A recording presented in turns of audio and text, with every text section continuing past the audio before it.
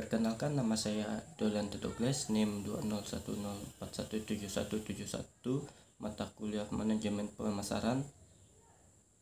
Baik, di sini saya akan membahas atau membacakan ringkasan tentang mutu pelayanan kesehatan. Baik, saya mulai. Pelayanan kesehatan adalah pelayanan yang diberikan kepada setiap orang yang dijamin dalam Undang-Undang 1945 dalam upaya meningkatkan derajat kesehatan masyarakat baik secara perorangan, kelompok maupun masyarakat secara keseluruhan. Mutu pelayanan adalah suatu pelayanan yang didapatkan oleh seseorang dalam mendapatkan perlakuan atau pemeriksaan kesehatan sesuai dengan standar pelayanan kesehatan yang memberikan dampak kepuasan atau ketidakpuasan. Menurut Wijono 2000, pengertian mutu adalah faktor keputusan mendasar dari pelanggan.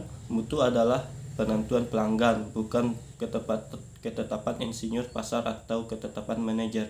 Ini berdasarkan pengalaman nyata pelanggan terhadap produk dan jasa pelayanan, mengukurnya, mengharapkannya, dijanjikan atau tidak, sadar atau hanya dirasakan, operasional, teknik, atau subjektif sama sekali, dan selalu menggambarkan target yang bergerak dalam pasar kompetitif.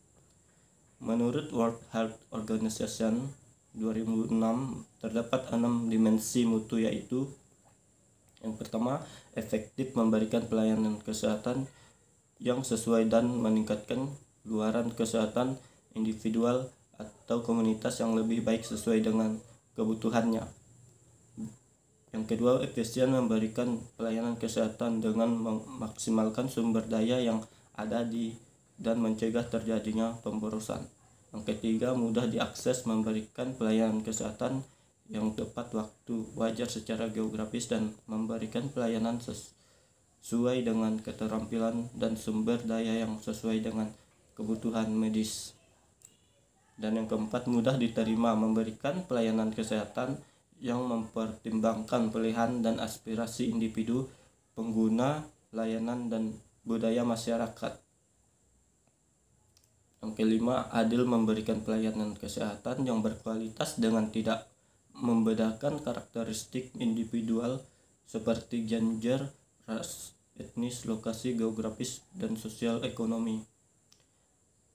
Yang keenam, aman, memberikan pelayanan kesehatan dengan mengurangi risiko dan hal yang merugikan. Persepsi mutu pelayanan. Persepsi setiap orang terhadap suatu objek dan berbeda-beda. Oleh karena itu, persepsi mempunyai sifat subjektif yang mempengaruhi oleh isi memorinya. Semua apa yang telah memasuki indera dan mendapatkan perhatian akan disimpan dalam memorinya dan akan digunakan sebagai referensi untuk menghadapi stimulasi baru. Dengan demikian, persepsi dipengaruhi oleh masa lalunya yang tersimpan dalam memori. Syarat pokok pelayanan kesehatan. Menurut Aswar, dalam pelayanan kesehatan terdapat beberapa syarat yang sebaiknya terpenuhi. Syarat yang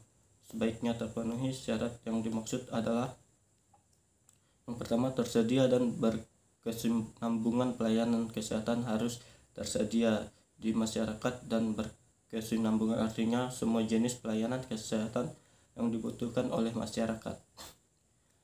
Yang kedua, dapat diterima dan wajar. Pelayanan kesehatan tidak bertentangan dengan keyakinan dan kepercayaan masyarakat. Pelayanan kesehatan yang bertentangan dengan adat istiadat, kebudayaan, keyakinan, dan kepercayaan. Yang ketiga, mudah dicapai. Pelayanan kesehatan memiliki akses yang mudah dijangkau. Dari segi lokasinya, pelayanan kesehatan diharapkan dapat terdistribusi dengan baik, bukan hanya terkontaminasi, sebaiknya juga perhatian daerah pedesaan. Yang keempat, mudah dijangkau. Pelayanan kesehatan mudah untuk dijangkau. Dari segi biaya, pelayanan kesehatan diupayakan harus sesuai dengan kondisi ekonomi masyarakat. Pelayanan kesehatan yang mahal mungkin hanya akan dinikmati oleh sebagian masyarakat, sehingga pelayanan kesehatan yang diberikan tidak setara. Yang Yang kelima, bermutu. Pelayanan kesehatan harus memberikan pelayanan yang sempurna sehingga dapat menimbulkan kepuasan kepada pengguna jasa pelayanan kesehatan dan juga mengikuti sesuai dengan standar pelayanan dan kode etik yang berlaku. Bagian kedua, program menjaga mutu. Program menjaga mutu merupakan kegiatan yang terencana dan sistematis yang perlu dilakukan dalam rangka untuk mencapai keluaran yang meyakinkan.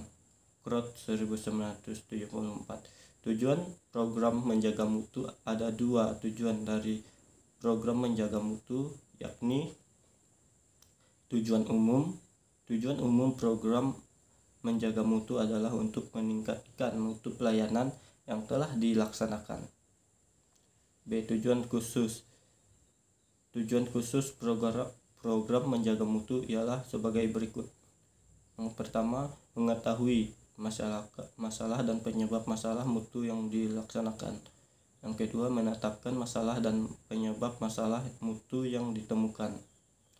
Yang ketiga, menyelenggarakan upaya penyelesaian masalah dan penyebab masalah mutu. Yang keempat, menilai upaya mutu yang telah dilakukan. Yang kelima, menyusun rencana tindak lanjut untuk lebih meningkatkan mutu pelayanan. Manfaat program menjaga mutu. A. Meningkatkan efektivitas pelayanan. Meningkatnya efektivitas pelayanan, hal ini terkait dengan penyelesaian masalah dengan cermat dan proses penyelesaiannya dilaksanakan dengan benar. B. Meningkatkan efisiensi pelayanan. Meningkatkan efisiensi pelayanan, hal ini berkaitan dengan upaya yang telah dilakukan dalam penyelesaian masalah sehingga dapat mengurangi tambahan dan waktu terbuang. C.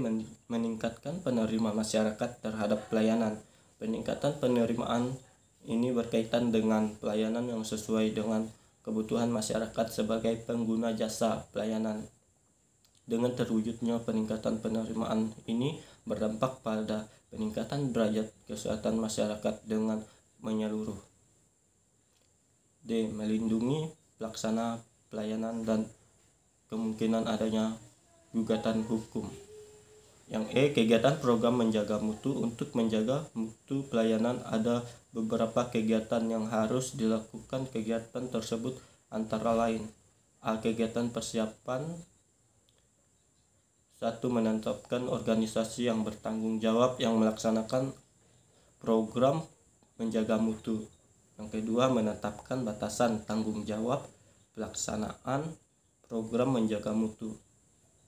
Yang ketiga, mendeskripsikan ruangan lingkup kegiatan yang dilakukan oleh pelaksanaan program menjaga mutu. Yang keempat, menentukan bagian pelayanan kesehatan yang menjadi prioritas untuk diperhatikan. Yang kelima, menetapkan tolak ukur pada pelayanan kesehatan yang dianggap penting. Yang keenam, menetapkan batas nilai tolak ukur pada pelayanan yang dianggap penting. Kegiatan pelaksanaan. 1. Menentukan masalah mutu pelayanan. Yang kedua, menentukan prioritas masalah mutu pelayanan kesehatan. Yang ketiga, melakukan analisis masalah mutu pelayanan kesehatan. Yang keempat, melakukan kajian masalah mutu pelayanan kesehatan. Yang kelima, menetapkan dan menyusun upaya penyelesaian masalah mutu pelayanan kesehatan. Yang keenam, melaksanakan upaya penyelesaian masalah mutu pelayanan kesehatan. Yang ketujuh, melakukan penilaian dan menyusun rencana tindak lanjut. Bagian ketiga, kepuasan pasien. Kepuasan adalah perasaan senang atau kecewa seseorang yang timbul karena membandingkan kinerja yang dipresentasikan produk atau hasil ekspektasi mereka. Selain itu, kepuasan individu dipengaruhi oleh perbandingan antara apa yang diterima dengan apa yang diterima orang lain. Kepuasan pasien adalah derajat perasaan seseorang setelah membandingkan kinerja atau hasil yang dia rasakan dibanding dengan harapannya. Kotler 2007. Menurut Kotler dan Keller dalam Bustro, kepuasan dapat dibagi menjadi dua, yakni satu, kepuasan fungsional. Kepuasan fungsional merupakan kepuasan yang diperoleh dari fungsi yang dimanfaatkan. Yang kedua, kepuasan psikologikal. Kepuasan psikologikal merupakan kepuasan yang diperoleh dari atribut yang bersifat tidak berwujud. Manfaat kepuasan pasien menurut Tijiptono dan Anastasia bahwa manfaat dari kepuasan pasien ialah satu, meningkatnya hubungan antara pemberi pelayanan dan pasien menjadi harmonis. Yang kedua, memberikan dasar yang baik pada kunjungan ulang pasien. Yang ketiga, terciptanya loyalitas pasien. Yang keempat, membentuk rekomendasi dari mulut ke mulut yang menguntungkan pemberian pelayanan. Yang kelima, citra memberi pelayanan menjadi baik, meningkatkan jumlah pendapatan. Pengukuran kepuasan pasien. Menurut Kotler, pengukuran kepuasan dapat dilakukan dengan 4 cara, yakni sistem keluhan dan saran. Yang kedua, survei kepuasan konsumen. Yang ketiga, ghost shopping. Yang keempat, analisis pasien yang beralih. Faktor-faktor yang mempengaruhi kepuasan pasien. Menurut Wijono 2000, faktor yang mempengaruhi kepuasan pasien antara lain, yang pertama yaitu pendekatan dan perilaku petugas, perasaan pasien yang terutama saat pertama kali datang. Yang kedua, mutu informasi yang diterima seperti apa yang dikerjakan, apa yang dapat diharap. Yang ketiga, prosedur perjanjian. Yang keempat, waktu tunggu. Yang kelima, fasilitas umum yang tersedia. Yang keenam, fasilitas perhotelan untuk pasien seperti mutu makanan, privasi, dan pengaturan kunjungan. Yang ketujuh, outcome terapi dan perawatan yang diterima. Bagian keempat, loyalitas pasien.